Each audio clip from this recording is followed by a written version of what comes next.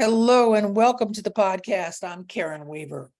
Chase Griffin, who's a UCLA quarterback headed for his third year in 2023, has a boatload of great insight and advice for senior campus leaders about how NIL really works. In this conversation with me, he tells us his perspective and shares how he brings his personal mission and beliefs into his work on and off the field. Just so you know, since 2019, Chase has earned a bachelor's degree, a master's degree, and is on track to earn his second master's degree, all before he completes his football eligibility. Griffin is also involved in charitable NIL endeavors, including the LA Food Bank. He understands deeply the challenges food insecurity brings to a campus and its surrounding areas. Chase is also an active contributor to Senator Chris Murphy's and Representative Lori Trahan's most recent congressional NIL bill, submitted for consideration at the end of July. In the release from Murphy's office, Griffin said, "For the past 2 years, NIL has enabled college athletes like me to become small business owners, taxpayers, support the families that raised us, contribute to charities, and reinvest in the communities that we represent. My lived experience with NIL is why I wholeheartedly support Senator Murphy, Congresswoman Trahan, and the College Athlete Economic Freedom Act. This legislation codifies our NIL rights, preserves the economic progress that we have already made, and aligns the United States Congress with college athletes on the right side of history. This is a must-listen podcast to understand an insider's perspective on what the future holds for big-time college athletics."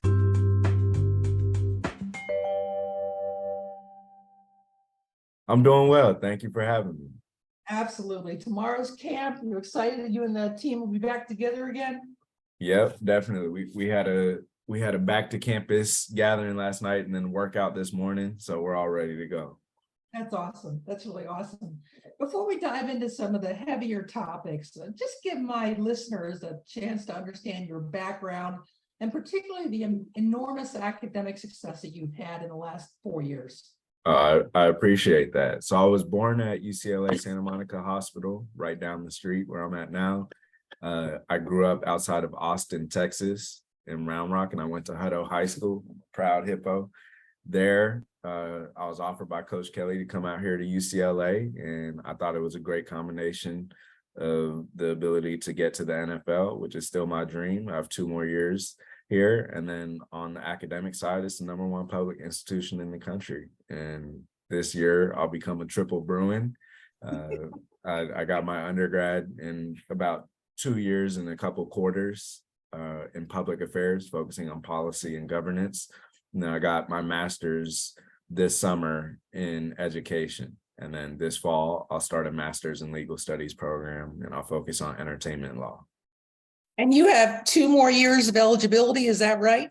Yep. When I graduated, because of COVID year, I still had 4 years. And then these past 2 years with this master's program, that ate up another 2 seasons. And then I have this season and 1 more. Amazing, amazing. So one of the first things I have to ask you is take us back to June 30th, 2022, when it was announced that USC and UCLA were leaving the Pac-12 and going to the Big Ten. What did you think? I thought it was exciting. You know, the athletes, we had heard some rumblings before, but honestly, it was kept really tight. You know, if the chancellor and the AD are the only ones who have news of it, they did a good job of keeping it pretty airlocked. You know, as a player, I was excited just because we're gonna have more money, so that'll be more gear, you know, more everything. But also it'll be new teams. And my grandfather won a Rose Bowl with Purdue, and to be able to play in that conference, play in some of those stadiums is gonna be awesome. Well, I have to tell you, I did not know you were a Boilermaker. I'm a Boilermaker too. I got my master's there. So there we go. That's awesome. That's awesome. Boiler up. Boiler up. That's right. That's right. Them. Any rivalries that you'll miss, you know, leaving the Pac-12? I think, you know, hopefully we get it in play where we can, you know, continue playing some of the other California schools and maybe even some of the other current Pac-12 schools in our non-conference games. But whoever lines up from us each week will go win against them. That's really my mindset. Gotcha. So one of the things that you've been most prolific about, and believe me, you've been prolific about a lot of things, is name, image, and likeness. You have embraced it, run with it, led with it, and you have a lot of really great, strong, positive beliefs about it. So tell our listeners what has worked so well in your life embracing NIL. I think when you look at NIL, it's name, image, and likeness. It's yourself and being able to extrapolate the value that you innately create and take that to whether it be brands, collectives, etc. For me, I focus primarily on the brand side with larger brands, doing cash deals for ambassadorship and representing them in a way that creates return on investment, but also utilizes my good name to help them enter into the Gen Z space. And then with smaller companies, consulting in ambassadorship for equity. And that's sort of the point I'm at now in the branded space. I consult as an athlete creator in residence with Range Media Partners on the Range Sports team, where I'm helping us build out our NIL side, but also having exposure to Hollywood production, which is a passion of mine to get into. And so in the near future, you'll see me producing and, God willing, hosting some TV shows and eventually getting into the more scripted side once the strike's over. For me, NIL is boiled down to values, and it comes down to my personal values. I consider myself a believer, a winner, and a provider, and I work with other brands that match those values. And then economic value. Is this deal on par with my market price? Is it something that helps me get closer to my personal financial goals? And then third is community value and empowerment. How can I take the economic value created out of that deal and contribute to public service and philanthropy, which are large, long scale goals of mine, to be able to participate in those for the rest of my life. You've talked to me about and to others about your philanthropy efforts. Just give us an example of one of those, because I know you have a real passion for that. Definitely. One of my longest standing partnerships is with the LA Food Bank. And I partner with a number of causes that I believe in. Food insecurity is just something that I think is extremely pertinent to even the United States of America, where I think it was 1 in 6 children struggle with food insecurity, and those numbers may even be low. To be able to practice with what I'm doing now and utilize my platform to help those in need in the LA area is great practice and a great foundation for building towards, scaling that up as I progress in my career. And I think to date, I've personally donated north of $30,000 and look forward to giving more, over a long period of time. Food insecurity is a really big deal, even on college campuses. Have you been aware of that at UCLA as well? Absolutely. UCLA is not exempt from that. And God willing, we continue to provide programs and initiatives that address these issues. Yeah, I think a lot of people have very strong misconceptions about NIL. I think it's all about the Mercedes-Benz or the $13 million payoff, which never materialized.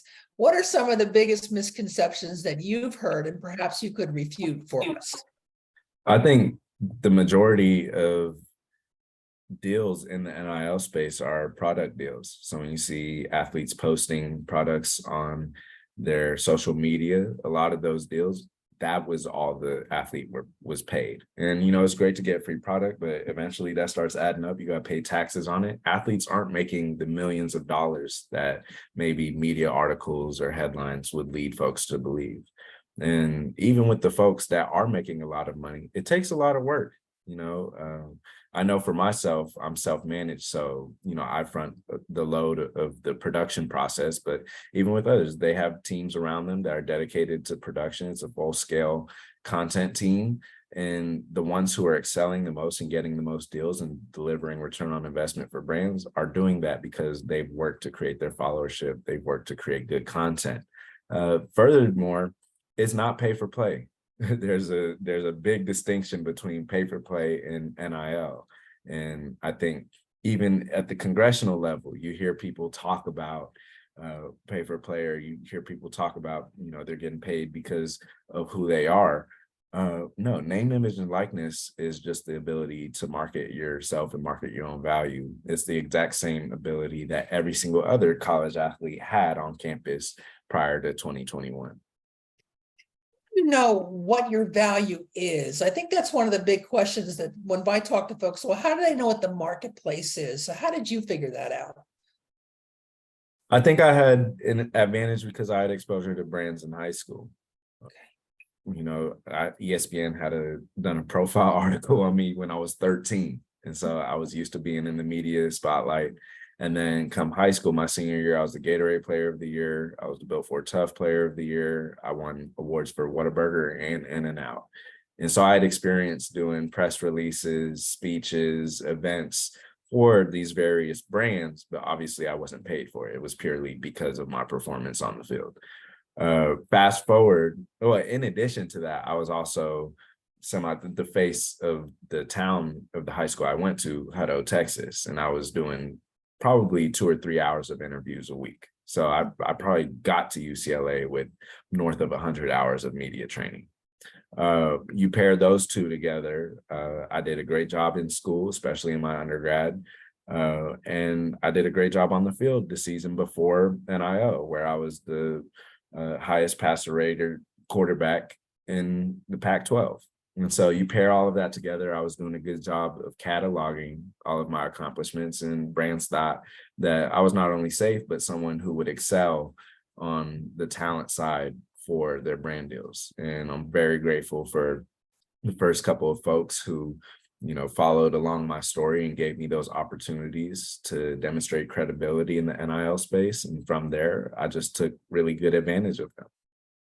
So do you have a sense of what each transaction is worth in the marketplace, or is it just what you feel is appropriate for your worth? I think it really comes down to prior deals, and it's really tough for athletes who are just breaking in, because they can't go off a prior deal. They can't say, well, last time I did 2 posts, I got paid $1,000. I say more or less the average deal, according to most metrics, whether they be from the collectives or they be from Open Doors, most deals for football sit around, or low 4 figures, maybe $1,000, $1,200, $1,500. For myself, I don't really, put publicly exactly what I charge for deals, but I can definitely charge more than what I charged very early on. And I think that's a testament to my ability over and over again to prove return on investment for those who work with me.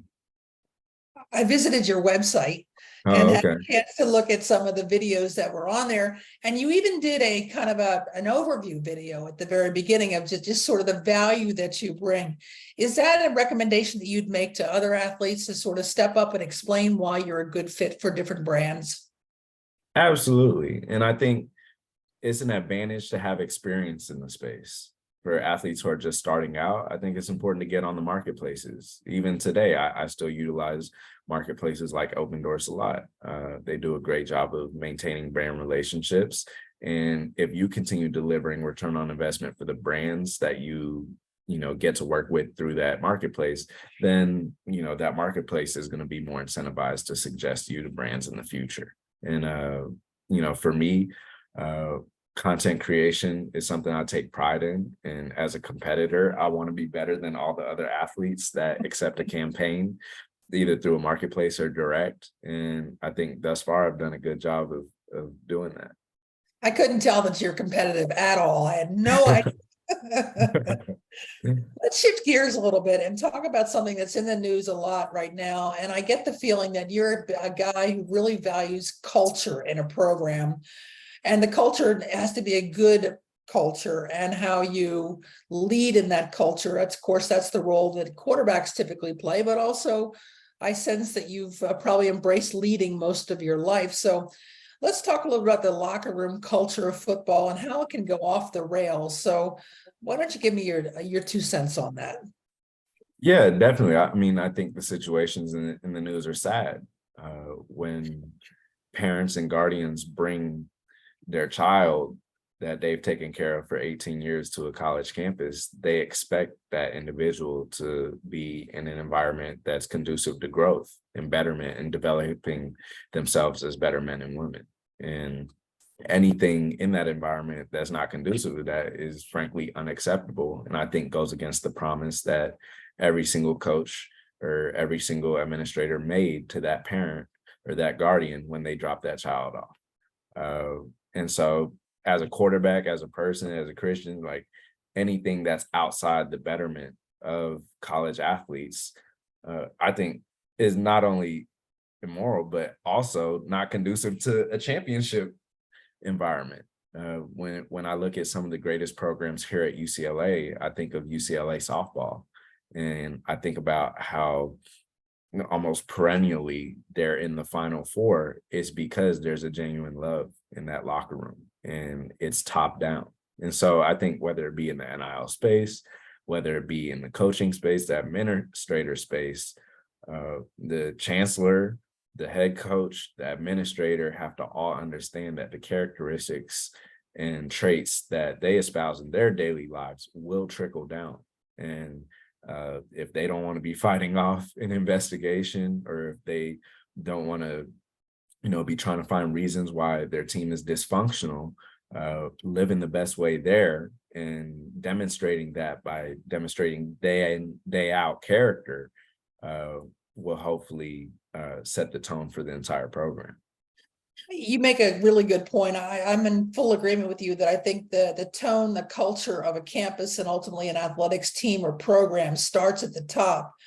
And so how can we help presidents, other senior campus leaders, vice presidents, athletic directors who are busy with 1,000 other things, and they're off raising money sometimes and doing other things?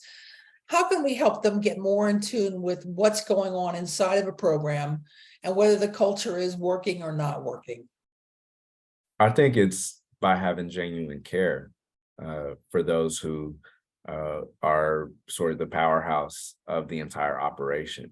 The way that the power dynamics are set up, you have the players in most programs that are doing virtually all of the physical work, taking a large portion of the emotional and mental load of the work, and end up receiving the smallest piece of the revenue share, both in economic terms, but also as far as decision-making power and respect in the business space. And I think we're in an age where that's being recognized. It's already been recognized and admitted and forcefully declared in a 9-0 decision by the U.S. Supreme Court. And I think as soon as schools follow suit, then they'll be best prepared to take advantage of this new incentivization for athletes to grow the pie for everyone. If administrators, if the coaches, if the chancellors take care of the players will play better. And once there's revenue share, they'll be more incentivized to play better because they'll finally get to reap the benefits of that performance output.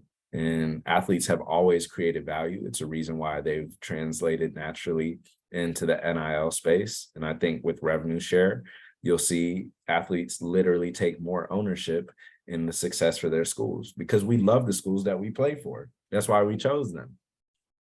Right.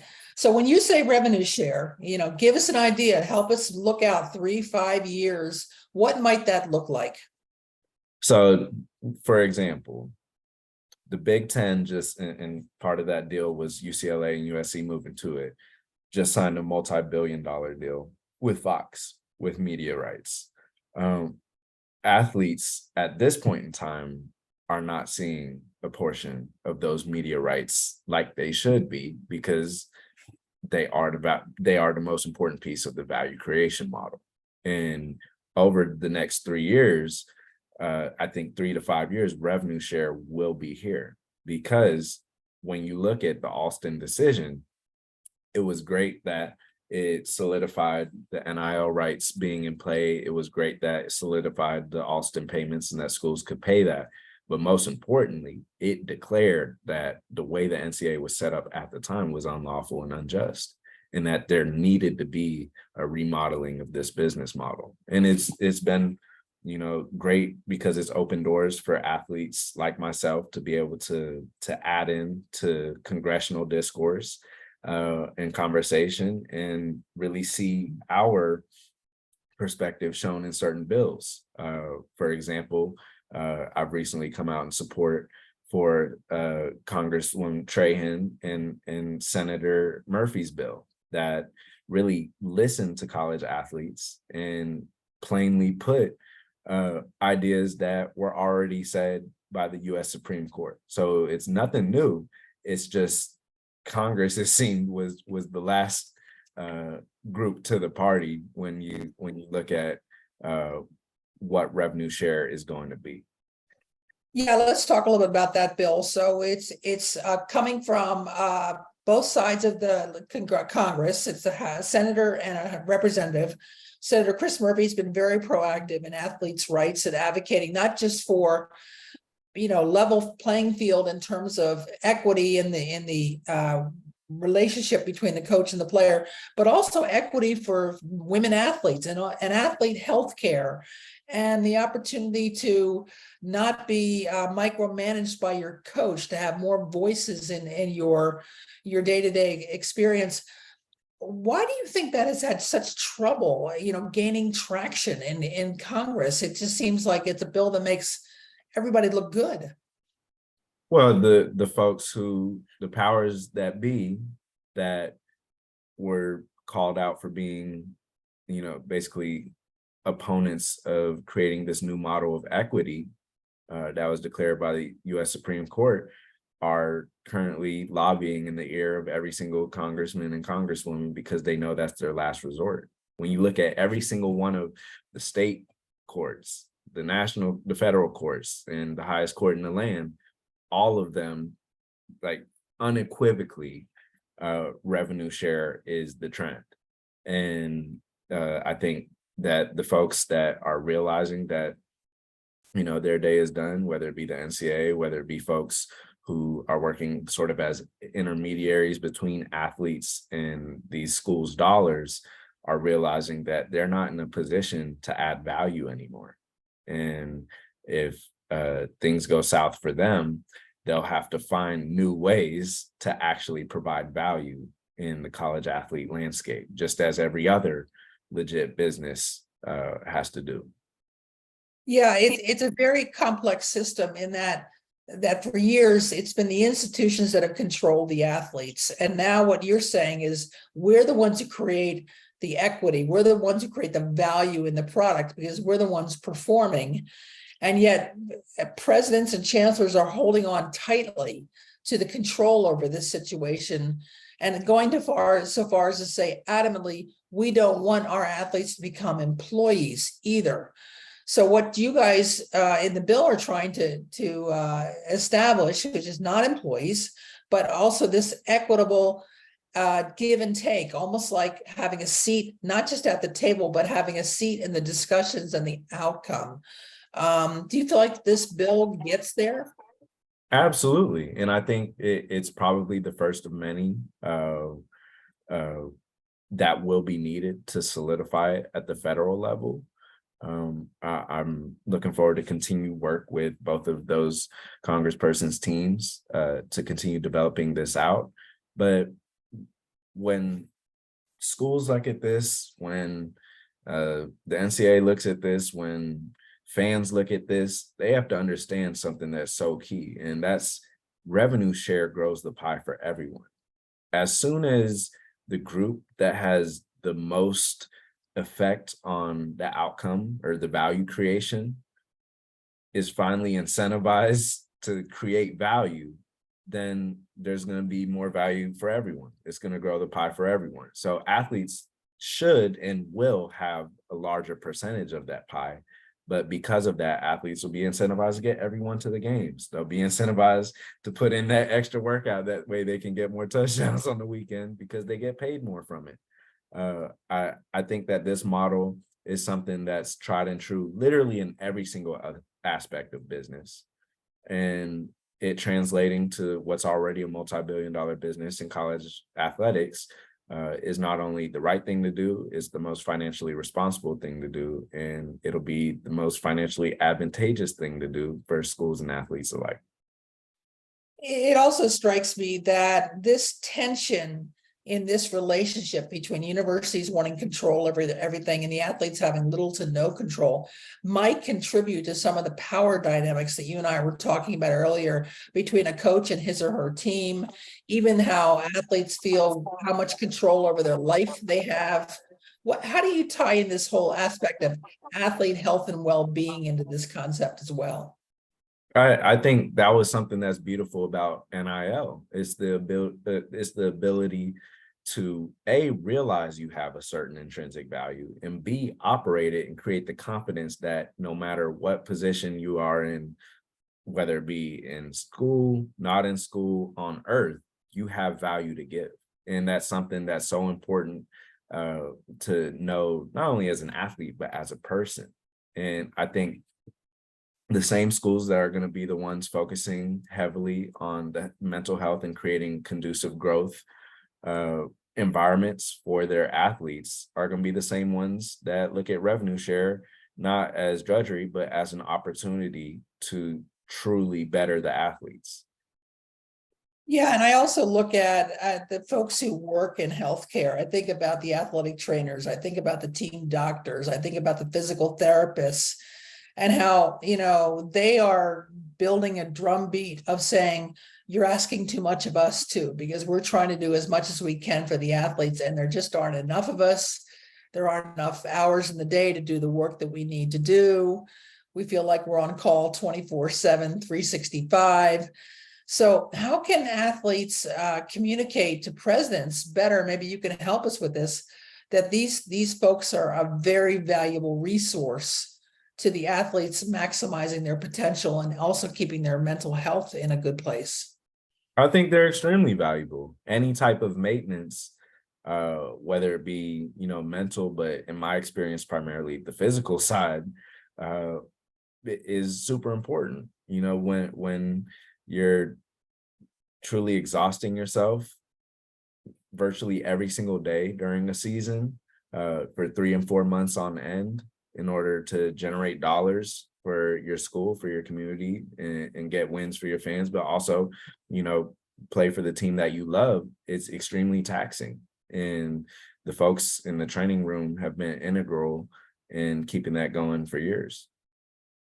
Yeah, it's something that I'm really noticing. There's a lot of folks who are talking about getting out of the business or not working in college sports because they just feel like they're just getting burned out. And I think that's something that college presidents need to pay attention to. Those are very valuable folks in this area.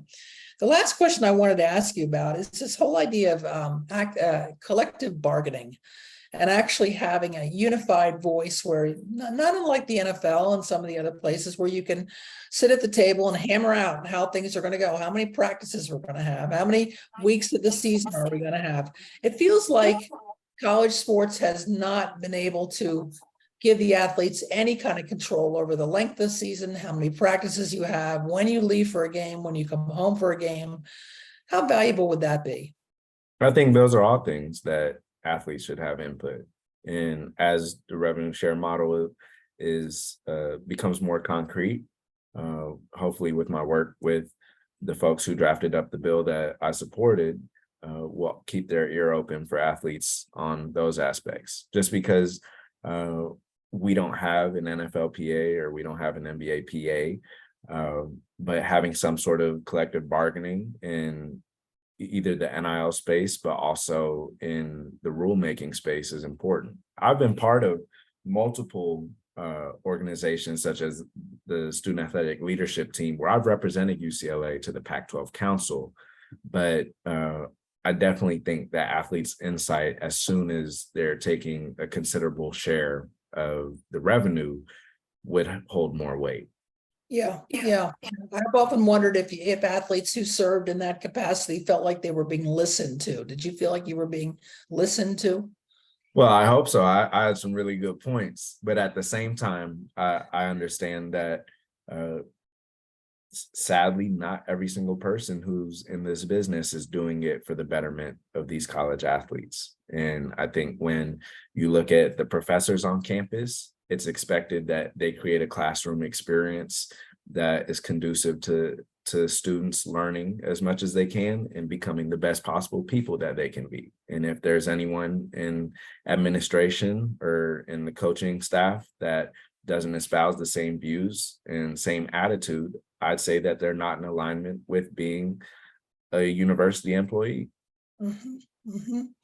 So my last question is this: if you had one piece of advice for college presidents, senior campus leaders about how athletics needs to be addressed, considered, etc., what would that be?